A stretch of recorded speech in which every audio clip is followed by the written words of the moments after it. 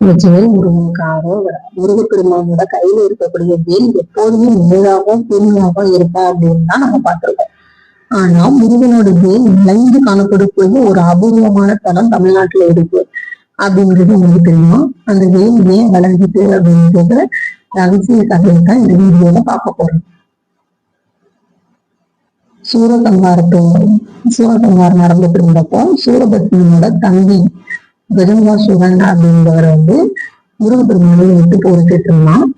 அப்போ சிவபெருமானிட்டே அழியாத வரம் பெற்ற அவன் முருகனை ஏமாற்றுறதுக்காக தந்திரமா ஒரு மிகப்பெரிய பெண் யானை வடிவம் எடுத்தான்.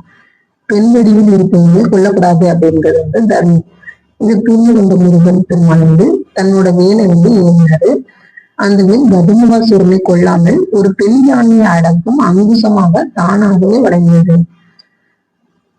அப்போ தர்மத்தை காக்க முருகனோட ஞானமே வளைந்து கொடுத்த அந்த நிகழ்வு நடந்து விட அப்படின்னா திருவரைப்பட்டு.